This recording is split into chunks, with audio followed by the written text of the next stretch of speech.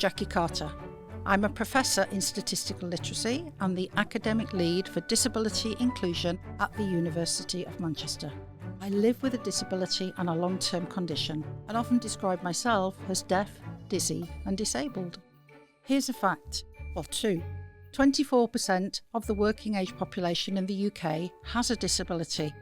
80% of disabilities are hidden or invisible, as are mine. I started the Let's Talk Disability podcast series to provide a platform to raise awareness of what it means to be a disability inclusive university. The podcast is a series of conversations which I host on the lived and living experience of our colleagues and postgraduate students of being disabled or having a long-term condition. On each episode, I host two guests. One is a senior leader at the university, a person with influence and responsibility. The other is a member of staff or postgraduate student who is open to sharing their disability or long-term condition. The aim is to demystify what being disabled means and create a culture of sharing. But, and this is important, each episode moves from dialogue to deeds, from talking to action.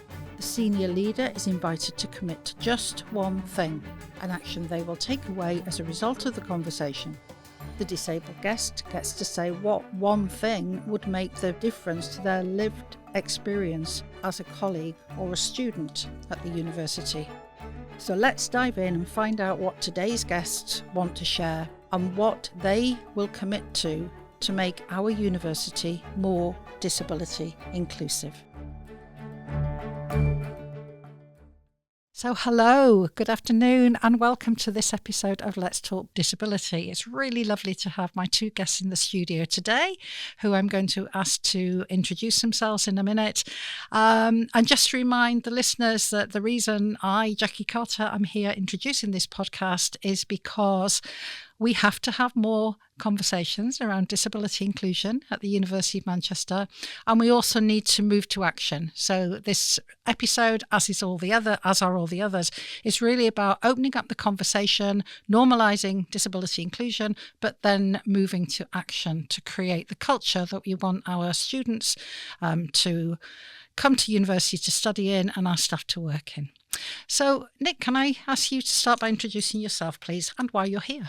Of course. So my name is Nick Weise. I am a senior lecturer on a teaching and scholarship contract. I'm actually split between the medical school and the Manchester Institute of Biotechnology. And I'm here because last year I was unfortunately diagnosed with multiple sclerosis after lots of tests and things like that. And I was 33 at the time, so I had sort of 3 decades of not experiencing a disability and then very sudden debilitating symptoms that do affect my day-to-day work. So I'm here to talk a bit about that. Thank you, Nick. But as we were saying earlier, just before we came on air, as it were, you've been involved in inclusive education for quite a long time. Quite a while, yes. Yeah, lovely. Sarah, over to you, and thank you so much within your first few weeks of being at the university of being a guest on the podcast. Well, thank you to you, Jackie. And I was saying to Nick as we were walking over, I like your style of approaching me before I've even started and asking me to come and join you on this podcast. So, yes, I'm Sarah Sharples. I'm the new Vice President and Dean of the Faculty of Science and Engineering, and I'm new to the University of Manchester. My most recent role was as Chief Scientific Advisor for the Department for Transport, but I've been a University of Nottingham academic and student for Oh, brilliant. Thank you so much. And somebody else who straddles worlds and really gets Absolutely. the need to work across sectors. So that's wonderful. Right. So where can we start? Nick, maybe it would be helpful if you sort of, given that we're talking about the lived and living experience of having a disability, and you shared the disability that you've acquired. That's my terminology. You may choose not to call it that. So please, can you share with the listeners what you would like them to hear? Absolutely. So yeah, up until basically 2023, Christmas of 2023, I didn't really have any health issues and any problems with working and things like that. I then acquired quite a few neurological symptoms, particularly over that sort of Christmas, New Year period, and ended up in the emergency department. That's where they said, it's probably multiple sclerosis, but we have to do a diagnosis of exclusion. So you had to go through all these other tests. And I was finally diagnosed in May of 2024. And what I've found is that multiple sclerosis is basically a disease that causes your immune system to go places it's not supposed to be, like your central nervous system, and attack things that it's not supposed to attack. So mine, white blood cells were attacking the outside of my spinal cord. So if you imagine the spinal cord is like a wire or a phone charge cable, it's basically eating away at the outer layer that allows the signals to be conducted. So some of the signals that my brain sends down to my lower body don't get there very well. So my walking has been quite affected by that. I can only maybe walk 10, 20 minutes before the legs start doing all sorts of stuff. And I sometimes use a walking stick. But also some of the signals that come from my lower body up to my brain are disrupted. So for example, both of my legs all the way down into my feet, I have altered sensation. It's a very strange feeling, but the way I normally describe it is both of my feet. You know when you've sat on your foot and it feels like there's no blood in it, and you try and walk and you're like, oh, when your foot touches the floor. Pins and needles. Yeah, that's both of my feet all of the time. And yeah, that's just to do with how the signals go. And then also another signal that doesn't work very well for my brain is the one to my bladder. So bit of biology background, when your bladder fills up to about 200 mils, there's an automatic response to empty it. You can override that by sending a signal down your spinal cord from your brain. That signal doesn't work for me. So I have been all sorts of places and my bladder has just opened. Thank you for sharing that. Nick, can I just ask you before we hand over to Sarah to ask you some questions, what is it about being on the podcast, why did you decide to come on and share that? Okay, because it's quite a brave thing to do, to sort of share, you've acquired this condition, okay, and now you're talking about it to people very openly. Why did you decide to do that? So for me, it's been a very big change in my life. As I said, up until the age of about 33, I hadn't really had anything like this.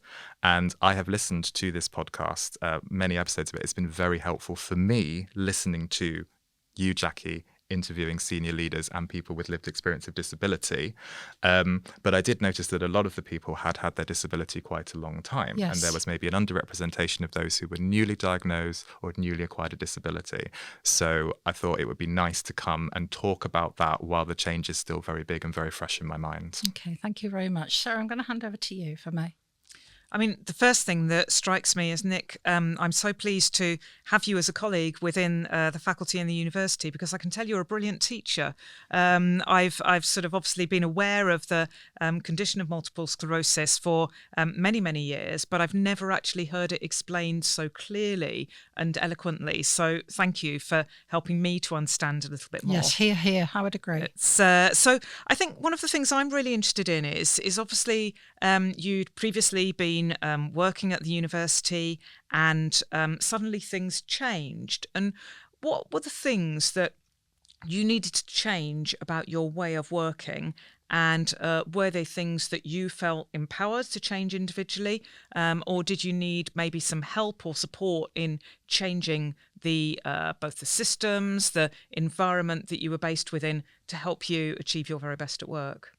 That's a very good question. So at the beginning, when I was in the emergency department and I was told, you have a life-changing condition and we'll have to find out exactly which one it is, but it's probably multiple sclerosis, I reached out to my line managers and told them and said, I don't think it's going to affect my work necessarily now because I can do a lot of work from home, although obviously I have to come on campus to teach the students. But they were very supportive. They said, anything you need, just let us know. I also reached out to Jackie as the university academic lead for disability inclusion, and she was also very helpful. And another thing that was really good was just knowing there was people you could go to, like Jackie, like line managers, like the Disability Advisory Support Service, just made me feel, even though I didn't necessarily have to use them all or have to use them all the time, just knowing that I could and knowing that that facility was there just made it not quite as bad. I mean, it's a bad thing to happen. I was, sad almost constantly for the first 6 months, definitely. But that was something that lessened it a bit. And that was absolutely fantastic. So how did you know that Jackie was here and available to support you? And how did you know about those disability support services? Because I think many people who don't have a disability aren't necessarily aware of some of these support mechanisms. Yeah, so I was aware of Jackie through a lot of the work that she does. around disability inclusion. I think that the way the university communicates the work that is done in equality, diversity and inclusion, it is very good. It's included in the various newsletters, the various emails that go round. And in terms of the Disability Advisory Support Service, we call it DAS, but not too many acronyms, please. Yep. Because I am a teaching-focused senior lecturer, I support students a lot, particularly around mental health and particularly around things that they might need. So I'm very familiar with how that service works, particularly on the student side, and the types of things they can support, because you often get support plans for students that you can look through that help you to include them and make sure that they can learn to the best of their ability with us. So I was very aware of the system, and now I've experienced it from the staff side, which is very similar. So I was aware of the fantastic work that they were all doing. So let's get some specifics here. So what types of changes have you had to have made to your workplace or your working environment to enable you to be able to do your job to your full potential? So one that wasn't really a change that needed to be made was making sure that meetings were offered in a hybrid fashion. Yeah. So particularly when I had a relapse, because multiple sclerosis, the type I have is relapsing remitting. So you go through periods of having more symptoms and series of just having your baseline permanent symptoms. When I was going through a relapse where I couldn't walk very well and couldn't use a toilet properly and that kind of thing, knowing that I could stay at home and join a meeting hybrid, and that was something I didn't necessarily have to ask for because most meetings are offered in that fashion, was very helpful. Also, as part of my support plan, I have that my teaching sessions can't be right next to each other, because often with timetabling, you can be at one end of the campus 1 minute and then be expected to be at the other end of the campus 10 minutes later, which is not always possible, particularly if you walk as slowly as I do. And another thing was, in my support plan, I have that I have to be offered flat teaching spaces. I'm a very interactive teacher. I like to go around and see all the students. I have done that in a lecture theatre in the past before I acquired this disability, but at the moment that would not be possible. And actually having those flat teaching spaces in place from last year and through this year has been fantastic. It's allowed me to engage the students in that interactive, inclusive way, in a way that I wouldn't have been able to do had everything been put in a tiered lecture theatre. And I was wondering about that, actually, when you were talking about the fact that maybe after 10 to 20 minutes, you can start to experience some of your symptoms to a greater extent. And then I was thinking about how I teach. I'm quite a sort of mobile teacher, and I like to walk around at the front. And sometimes if I'm in a lecture or a speech environment where I'm having to stand behind a lectern, I feel a little bit restricted. So how did you adapt your teaching style? Did you have to adapt it, or did you find that actually just that change to a flat lecture theatre was sufficient to enable you to teach in the way that you did before? The change to the flat rooms was actually something I had been asking for before I had walking issues, because I feel that actually when you teach in an interactive way, it's better for students. When you say turn to the people in front and behind you, they're not sort of looking up really far to find the next people in a tiered lecture theatre. And I found that actually I didn't have to make that many adaptations to my teaching, because my teaching is very much, it's done through flipped learning. And I've been doing that since before the pandemic. So the students learn through a very short video focused on the learning outcomes. And then in the session, what's the best use of our time together? It's for them to learn from each other, for them to attempt things, get things wrong, and me to collect those mistakes from the room and make sure that everyone can learn from that, make sure everyone is learning from everyone. So most of what I could do, particularly with my walking stick, is still get around the tables, and I'd have to give a sort of introduction because I'm very open about my disability, as you've probably heard.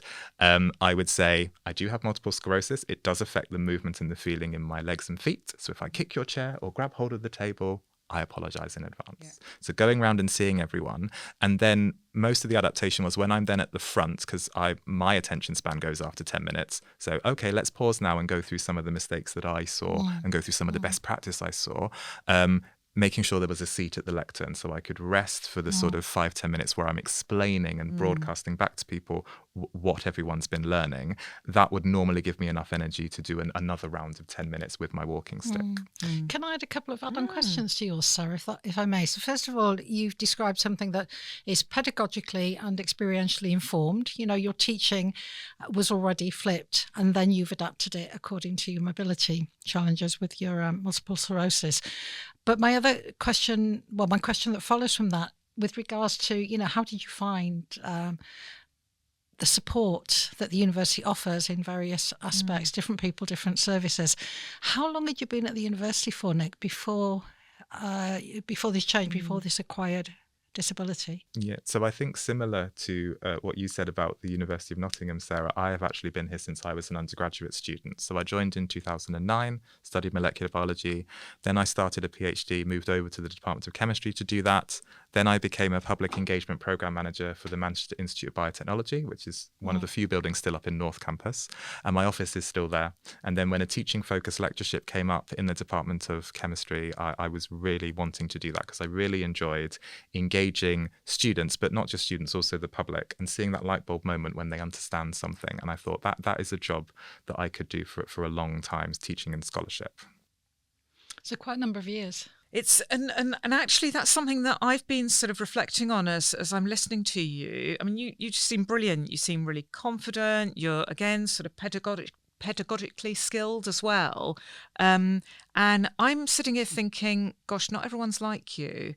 And what if someone who had less confidence or was maybe new to the university and therefore didn't have that sort of social capital within the environment to be able to seek out the support? How can someone like me make sure that if we have someone who's new to the university who is less confident about talking about their condition, less confident about talking to students about a disability, how can we help people like that?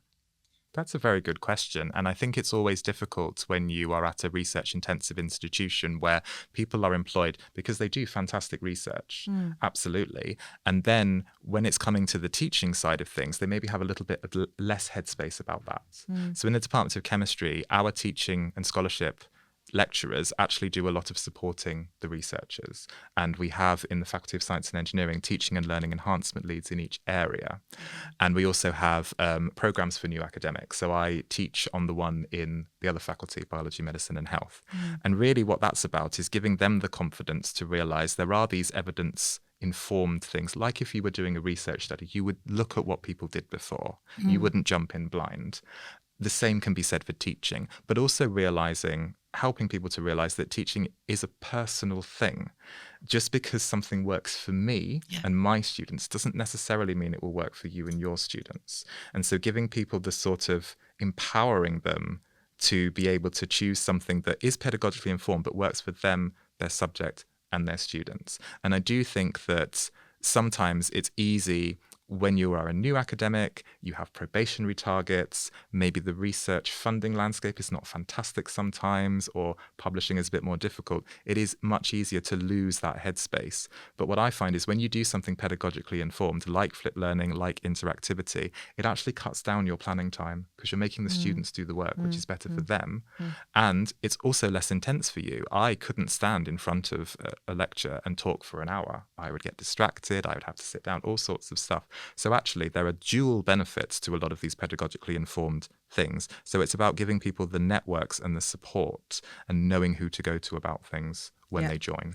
And I think something I feel quite strongly about, and I'm yet to really sort of get to grips with the extent to which we do things like this, is allowing people to try different things and recognizing that failure is actually a part of really successful innovation. If we don't provide a safe environment for people to try different things, whether it's in research or in teaching, then we're never going to help discover new ways of doing things. I just wonder if I can ask your reflection on that, Nick, and Jackie as well, actually. How well do we enable a culture of trying really difficult things and then having a bit of a safe framework around failure as well within the university? If I could jump in there.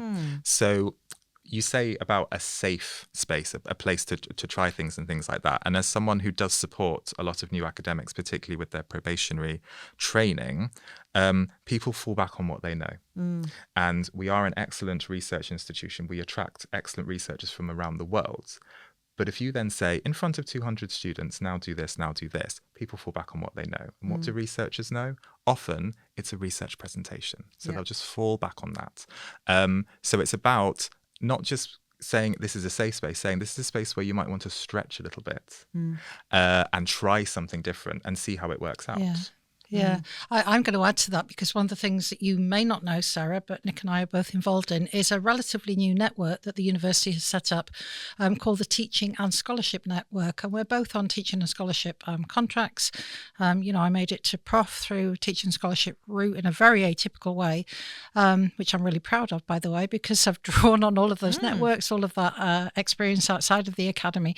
And I think one of the things that this university is actually improving at, so they're not there yet, but they're definitely improving, is recognising the value of different contract types and different strengths and different approaches, but also sharing that, and it's just as you said, Nick, what works for one person won't work for another, and what works for one subject won't work for another.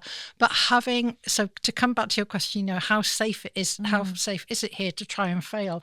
I think the appetite is probably much more embracing of that than it has been previously. I think that comes through having some fantastic recent appointments in teaching and learning spaces, and including Duncan at the top. So when Duncan Iverson, our Vice Chancellor and President, who's been here over a year now, was on his episode, and we were sort of quizzing him on his awareness actually of disability inclusion and how much it factored into his plans and strategy for the future.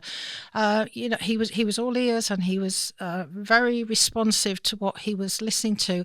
And one of the reflections that he had, so we're self-reflective practitioners, aren't we? We're taught to be as teachers. One of the reflections he has, well, if we're in a learning organisation, are we learning? And that's such a simple thing to say, but how much learning do we actually do? And to go back to your metaphor of research, the first thing you do when you do a piece of research is find out what's been done before. Your lit review, what's happened. And it seems to me the culture of the University of Manchester still needs to catch up with that with regards to teaching and learning, teaching and scholarship, and it's getting better at it, but it's not quite there yet. So I think, having a conversation with somebody who's also as passionate as I am about pedagogy and pedagogy-informed teaching is really important. But in a simple way, if we designed everything to be inclusive and to have optionality, then we would be meeting all needs of all people, not just disabled students and staff. And I wonder if I can follow up on that and sort of maybe shift the conversation to a slightly different aspect of university life. So one of the things I didn't mention is I'm a professor of human factors, and human factors is all about taking into account human capabilities and limitations and making sure that the work environments that we design and implement enable people to do their very best. The way I describe human factors is humans are fallible and humans are brilliant, and our job is to minimise the impact of human fallibility and maximise the value of human brilliance. And goodness me, I've discovered a lot of human brilliance at this university. But one of the things that plays out in inclusive design, which has been a core part of ergonomics and human factors for 30, 40 years, is the physical environment in which we're based. Nick and I walked over, and I mentioned to Nick that one of the things I've been doing is rather than going through lots of the I can't remember the name of it, the doors with the rotating doors. The rotating doors, I try and go through the disabled access doors, because sometimes when you press the buttons, they don't work. Yes. And there's the leadership philosophy that I really sort of subscribe to, which there's a great BBC article about called the Tivoli Gardens philosophy. And at Tivoli Gardens, which is the sort of theme park in Copenhagen, there is a leadership philosophy, which is that everyone is chief executive of the 3 meters radius around them. And what that means is that we just take responsibility for fixing things that we spot should be fixed. If we spot a person who's in distress or a person who's looking lost, we, as many brilliant people have done since I've been here, because I've been lost a number of times in the last 2.5 weeks, have said, "Are you lost? Can I help?" There was someone in the Simon building on my first day when I went to HR who was clearly doing a maintenance task, saw me flailing around clearly in the wrong corridor, and was so friendly and helpful. And so that's part of the Tivoli Gardens leadership philosophy. Nice. So I was just wondering about how you felt the campus enables or disables your experience as an academic at the university? So we are a very large university. We do take up a lot of space from the city centre all the way down into South Manchester. So sometimes, for me in particular, it is difficult if I have a meeting or a teaching commitment down on South Campus, going into the office in North Campus and getting between different places. So that can be an issue. So particularly if I've misjudged how far I can walk at a certain time, people have seen me staggering around with my walking stick, clutching to walls and things like that. Now, I don't think that's necessarily something you can solve. You don't want to make the campus smaller and bring everything closer together. But what I found has been really good is having that support plan in place, having that, you can have hybrid meetings, you can have things that aren't right next to each other, and that people really understand that. So I've found that that's been really enabling. But it's not just enabling. So I talk to students about this as well, particularly those who have support plans. And actually, it's not just the fact that you've made adjustments that help people do things. It's also the fact that because you have shown, I would like to make adjustments, we as a university would like to make adjustments, you are showing the students that you value their input, to the learning process, and that they bring something to the university. And I definitely felt like that. The support plan doesn't solve everything, it doesn't bring all the campus buildings together, but it shows, actually, Nick, we value what you bring to the university and we would like you to be able to do that. And I think that psychological benefit is almost greater than the physical benefit of having the adjustments, I would say.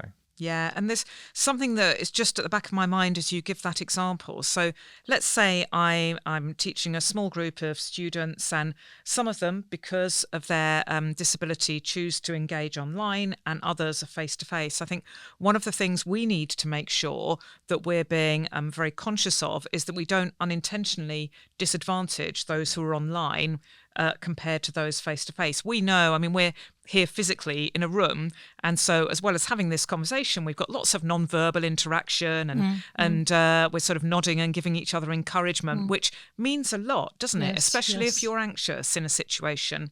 And those cues can be sometimes a little bit more difficult to pick up when we're engaging online. Have you got any advice for how we can really make sure that that hybrid environment is as inclusive for all? Because there are actually sometimes advantages to being online as well. People are laughing at me because I keep forgetting people's names. When you're online, you can look at the bottom and see what someone's name is. So what advice would you have for making sure those hybrid environments are as inclusive for all as possible? So there are some fantastic places on campus that are really set up for hybrid, mostly meeting rooms, but some teaching rooms as well. And they make sure that people online can see everyone in the room. They're not just pointing at, someone's neck, on a laptop or something like that. So that's really important. And also the way that the microphones are set up to pick up sound from everyone so that they're not missing anything. And also having that the people online are on a big screen where it can be seen if someone has their hand up, or it can be seen if someone's typing in the chat, and it's not overlaying with the presentation and things like that. So I think those things are really important. In terms of teaching, I can see how that might be more difficult. It's much easier to prioritize the people online or the people in the room. But there are some fantastic examples of team teaching at the university where you have more than one academic or an academic with a teaching assistant. And I do think that leveraging that more collaborative teaching would be a fantastic way to enable that better. Yeah, I'm going to jump in because I've got some strong thoughts on this, and I'm really glad you focused in on teaching and also the sort of ability to join in a meeting regardless of where you are for whatever reasons. And it's not just disabled, caring responsibilities and all sorts of other reasons why people might need to work from home but can participate and be active in meetings.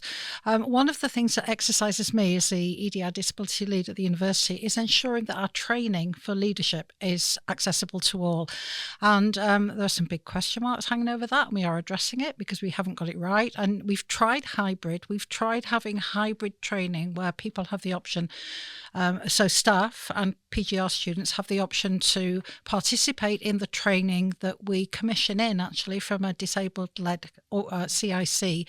And because of the less than optimum nature of our hybrid facilities, I've personally evaluated it and said, we can't run this again. We're not there yet. I don't want to run a training session for leaders for staff who are disabled for leadership training when we're bringing in a disabled-led organisation. So they have challenges. In this particular case, one of the people is deaf, so uses an interpreter, and nobody gets a good experience. So you end up diluting, by thinking that technology is the solution. And we all know that it's not the solution, right? We know that good pedagogically informed or well planned training is a solution. The technology just facilitates it. But I think until we as a university really get our heads around that, we're still going to be providing some opportunities for some people that aren't optimal. So I think that's why it's important to evaluate and sometimes be there and see what's happening for the people in the room. And the other thing I just wanted to touch on briefly, if I may. So you've just told us a really lovely story about, there has been accommodations and adaptations for where you teach on campus. That's not always the case for students. So it's come to my attention this week that some students in wheelchairs and with other disability issues haven't had the best first experience in their first weeks of being in university. So again, we need to look at it through multiple eyes, don't we? We need to be thinking about what, it's like Duncan says, what's the best opportunity we can give to our staff, to our students? And it will be different in different cases. And I've had the privilege of working with and learning from people with a real variety of disabilities in my career, actually. And so I mentioned my previous role as Chief Scientific Advisor, and then before that I was Pro Vice Chancellor for Equality, Diversity and Inclusion and People at the University of Nottingham. And actually a piece of work that I was very, very proud of was working with our disabled staff network on improving the experiences of staff who held a disability, because we needed to improve it. We weren't enabling our leaders and our staff to have the right conversations. We introduced things like disability passports, which just removed the emotional and practical burden of having to negotiate changes if you moved jobs and progressed through the organisation. But I also learned so much about the range of disabilities that we've got a responsibility to support. And I think something that, if you'll allow me to sort of ask a question about fatigue, I've got a couple of friends who've got quite significant long-term conditions that lead them to experience really, really extensive periods of fatigue, and they've both made very, very significant adjustments to their work and their life. And as I, in my previous job, sort of think about what I did as a Chief Scientific Advisor, I spent 3 days a week travelling around the country, getting trains, travelling across London, carrying my computer either in a wheelie bag or on my rucksack. You can see I've got my suitcase with me today because I'm still a little bit of a commuter. And it really did used to strike me as I was observing people using our transport system around the UK that they were going to really, really struggle to do a job like mine if, for example, they were a wheelchair user or suffered from conditions with impacts like fatigue. And the thing that really struck me was not just that they probably wouldn't be able to achieve as much in 3 days as I was able to achieve, but also that they'd need so much more time to prepare for a journey and potentially time to recover for a journey. Yep. I was just wondering, Nick, if you wouldn't mind sharing, what's your experience of that sort of wider, beyond the university campus sort of travel, and are there things which we need to do in the way in which we support people with disabilities to travel to enable them to be able to do their very best in their work and have as much fun as they can in their lives? Yeah, and this speaks to a piece of work that I'm very passionate about, which is work that I've done with commuter students at the university, helping them to be supported in getting those social networks and getting to know people in their postcode through peer mentoring, getting a new commuter lounge, which has been fantastic, and also just getting some other accommodations around their commuting. In my personal experience, I have been very much avoiding travelling as much as I would, particularly last year when I wasn't on treatment and my symptoms were very bad. And I'm still very uncomfortable travelling, but I'm getting a bit better at it. One thing that I found very useful is the B network in Manchester has provisions for people with a disability related to walking, and those things just make it so much better for me when I go to hospital appointments or medical appointments and things like that. And I've also, so for me personally, particularly because of bladder issues, I do need to have a bathroom available quite quickly. So I can only really travel by train. I can't really travel by tram or by bus for extended periods of time. Yeah, so I would say, it does limit me a bit. I haven't been travelling as much as I normally would, particularly outside of Manchester or to unfamiliar places. But for me, it's something that, I'll have to work on that. I'll have to think about, how will I know where all the bathrooms are? How will I know where I can rest and where I can do things? Absolutely. But there's something we need to do as well. So I remember in certainly my previous roles when I was talking about how we help support people to progress through their academic careers. And of course, I'm now back in academia and thinking about this again. All too often, we resort to counting.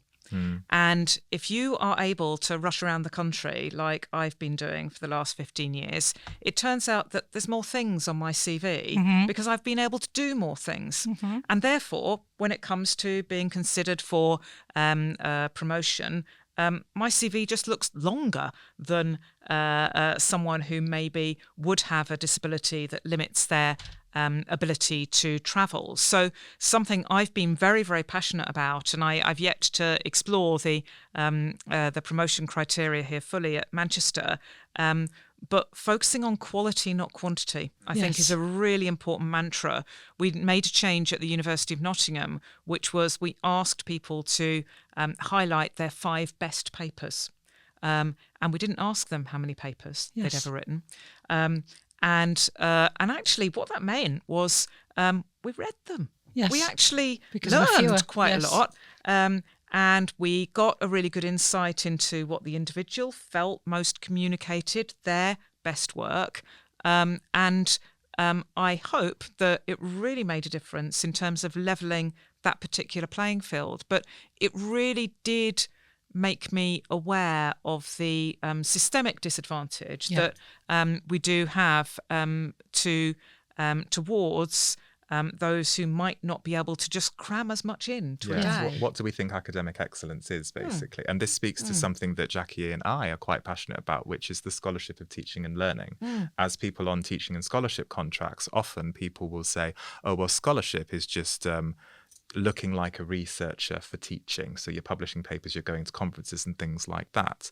But actually, there are many ways in which you could contribute to some of our strategic drivers, like Teaching Excellence Framework, Access and Participation Plan, National Student Survey Scores, where you could actually be doing more of sharing your innovative practices within the university. And actually, if that leads towards some of these strategic drivers in a similar way to a 4-star paper leading towards a research excellence framework submission, then actually maybe that's something that should be rewarded equally compared to conferences and papers and things like that. I'm smiling broadly because there's a chapter in my forthcoming book about this, about knowledge, expanding the definition of knowledge exchange and thinking about it in the realms of what we're talking about. Sarah, I'm really happy to hear you say that because I think it is time for a shake-up, in the sector, not just at our university, in the sector more broadly. And one of the things, so I'm somebody who I cannot travel on my own because of my dizziness, my instability, my deafness. I can't go into airports because I can't hear. So if I travel abroad now, I have to have somebody accompany me. And the university, I have to say, through the Disability Advisory Support Service, have been very supportive in enabling me to have access to funds to take a carer who is sometimes somebody I know, like my husband or a colleague, along. But I just can no longer do what I was 5 years ago doing as a matter of course, flying over to Australia, going there for 6 weeks, doing conferences, writing papers and so on. And I think one of the things that I want to say on this podcast so that others hear it is that the university has funded through Research England funding a tranche of projects which are looking at what have they called it? enhancing research culture. Yes. So as part of the Enhancing Research Culture program, we have a project that I'm the PI on currently, and we've got a small team that covers all 3 faculties in the university, called Realising Disability Inclusion for Early Career Researchers and PGRs. So what we're aiming to do with that project is to focus in on what are the challenges and barriers, but also what are the great things that people do. You know, don't forget, it's not all about challenges and barriers. There's an awful lot of incredible work that comes out of disabled colleagues and colleagues with long-term conditions of the type we've talked about. And one of the aspects of that project is a career enhancement fund. So because of the feedback we've got through the Disabled Staff Network and through colleagues and through other surveys like PRES, you know, the Postgraduate Research Survey at the University of Manchester, we know some of the sticking points. Like if a person is sight impaired, and I've got somebody on one of these episodes talking about this, and they can't go out in the evening because they can't rely on the B network to get back safely to where they live. If they had access to a small fund that would allow them to get a taxi or an Uber back, then they would be more inclined to go. Or if somebody can't do that because they're fatigued at the end of the day, there are other ways for them to get involved. So it's often, as Fiona defines, sweating the small stuff. Yeah. You know, if we can figure out some of the blockers that might not be huge, and they're not always ramps. I mean, we need to say that, don't we? Because you know, it's not always just about the physical environment. It's about the psychological safety and being able to turn up and then be included because of not being able to hear, in my case. So there's so much more we can do with actually relatively little investment. Oh, and some of the interventions require no investment. So you mentioned your hearing impairment. I now, if I'm in a meeting and there's a microphone being handed round for people to ask questions, if that person stands up and says, "Oh no, it's okay, I've got a loud voice," then I will say, "No, you Hearing need to loop. use a microphone because that's how hearing loops work." Yes. And I mean, first of all, people don't always realise that that's how hearing loops work. But it's taken quite a lot of confidence for me to now realise that as I am in a position of power, I must do that. And I must make sure that that person actually does wait for the microphone to come to them. And it still surprises me how often that happens.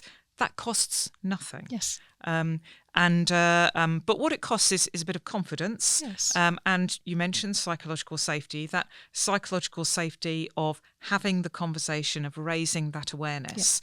And I think it's so important. But I will certainly make sure that I capture from Fiona what other small stuff we need to be thinking about, because you're right, these basic sort of safety and physiological barriers can often be addressed with a very, very small amount of investment. Yeah, fantastic. And one thing we didn't talk about earlier, just for your attention, is that for the first time this year, we had a quiet graduation ceremony. I saw that online. Wasn't that wonderful? Yeah, and that, again, has come out from student feedback, from ensuring people who want to have an alternative way of celebrating their degree success can do that in a way that addresses their needs. It's about needs. It's about gathering needs and addressing the needs, okay? And then doing that in a supportive way that everybody feels that they have a right to ask for it, and also the university will respond to that in a positive and supportive way. Yeah.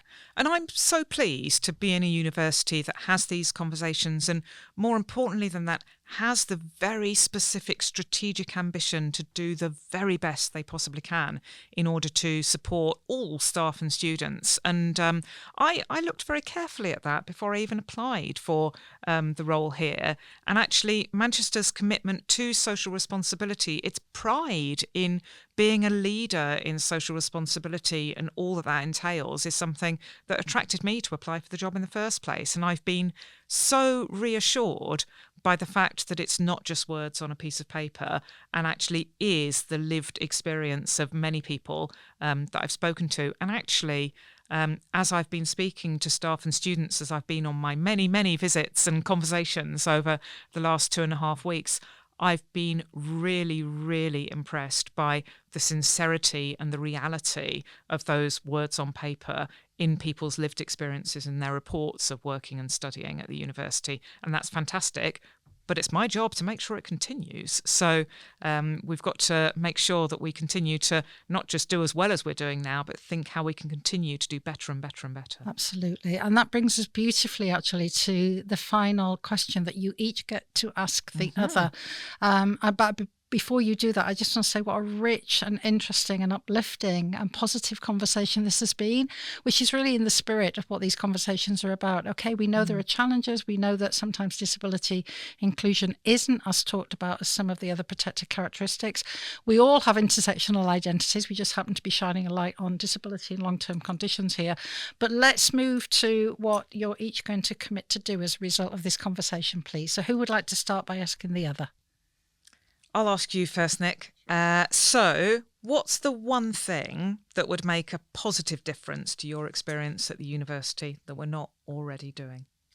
So my one thing, it's quite a big thing, and it's not something that I came up with. I've heard many people say this, is getting rid of lecture theatres. Because, as I said, I struggle with lecture theatres, but also they're not necessarily great places for interactive learning. And if you look at some of our buildings with lecture theatres, the lecture theatre is taking up 2 or 3 floors and it's going diagonally across. And actually, you could have 2 or 3 rooms with a similar capacity that were flat and accessible and more attuned to doing interactive, pedagogically informed learning. So I know that's quite a big one because we have quite a few lecture theatres, but that is one thing that I would ask for. Excellent. I'm now thinking about all of the lecture theatres that there are, and I wonder how many there are in the Faculty of Science and Engineering. And I don't think I'm going to sit here and commit to getting rid of all lecture theatres, but I think you make a really, really important point about some of our assumptions about the environments that deliver different taught experiences or research experiences as well. And I think that now we have so much technology that can help us with different ways of delivering student experiences, that actually thinking about multiple flat lecture theatres as opposed to that one single space is perhaps something that offers a potential that wasn't here 5 or 10 years ago. Yeah. So I will go away and I will observe how the lecture theatres are being used and think about your challenge to me. Yes, and think about it the next time someone complains that their timetabled sessions are going off into the evening because there aren't enough rooms on campus to accommodate everyone. But so I have a question. So my question is, what is one action that you can commit to as a senior leader as a result of this conversation? So it's really interesting because I knew this question was coming, and in my head, as each of you have been speaking, I've been thinking, I need to do this and I need to do this. So the first thing I'm going to commit to is I'm going to listen to some of the other podcasts, because I think I listened to one in my preparation for applying for the role, and I haven't yet taken the time to really get to grips with the full diversity of experiences that you've managed to capture, Jackie, on these podcasts. So that's a very easy thing for me to do as I am travelling around the country listening on my headphones. But there's a second thing that I think I need to do, which is to meet and observe and follow some of our disabled and student staff and students within the Faculty of Science and Engineering. There are some things that are distinct to the experience of being a science and engineering student. It could be practical work. I met some of our student societies today who are doing everything from developing the next Hyperloop technology to thinking about how we can be using nuclear fusion in the future. And some of those activities are quite difficult to adapt for some types of disability. I know that my experiences in the past have been really informed by observing, speaking to, and learning from people who hold different types of disabilities. So my commitment to you is that I'm going to spend some time meeting our disabled staff and our disabled students, learn from them, hopefully if I get a chance to shadow them and just understand from them the reality of what it's like to be a student and a staff member in the faculty, and then we can think about what we can do next. That's fantastic. And you have some incredible colleagues to work alongside who are already committed to this space and are already designing programs of work and activities that you can tap into. And we've all got the new upcoming, soon to be released, is it next week? Manchester 2035 strategy, which is committing, 10 years in the future to having a much more inclusive environment to learn and study and work in. So I think we're all in a really good place. I just want to say again, thank you for being on the episode today. So it's been lovely to meet you. Nick, it's been really wonderful to hear you speak openly about some of what I knew, but not all. You've shared more information. And I always give my guests a final say. So is there anything that either of you would just like to finish off with so we can wrap up the episode with? I would say it's just been really nice to share. I always enjoy sharing stuff about my disability because I actually find it, for me personally, it leads to richer conversations with people. People reflect back on something that happened to them or something that they knew and things like that. I think it helps deepen connections. And I know that's not for everyone. Not everyone wants to share, but it's been really nice to share with both of you today. Thank you. Sarah? I'd just like to say thank you. I've talked a lot about the very warm welcome I've had already to the university, and you're right about the fantastic colleagues. We've got Lynn Bianchi and so many others in the faculty who I know will guide me as I continue in the leadership role. And I've realised one of the things that I have to do now. I'm the dean. So I used to be the agitator. I used to be the person who was telling the people in charge that they needed to do things differently and that actually they didn't understand and we needed to listen to a wider group of people. And I'm now that person. So I want to create a culture that enables those conversations to happen and for people to feel that they are able to speak to me and the other leaders within the faculty and within the university and be agitators, because we're a university and universities are about diversity. They're about discourse. They're about challenge. They're about critical conversations. Yes. And I'm so pleased with the types of conversations that this university facilitates, and I'm really looking forward to that challenge and that agitation from the student and staff community that I'm now leading. And really proud to have made that transition, I suppose, from agitator to person in charge. So let's see how it feels. That's wonderful. We're all smiling from ear to ear, and I want to give you a term that Duncan used for me in that he calls me a positive disruptor, and I really like that. And I call myself a torchbearer, not a role model. I think it needs torchbearers to burn a path through where paths haven't been burned before, and then to allow others to sort of follow through on that path. So, and we thank you for that. Oh, yeah, no. It's my absolute pleasure and privilege. I feel very honoured to be able to do that. Thank you so much, both of you. I'm going to stop recording now. Thanks.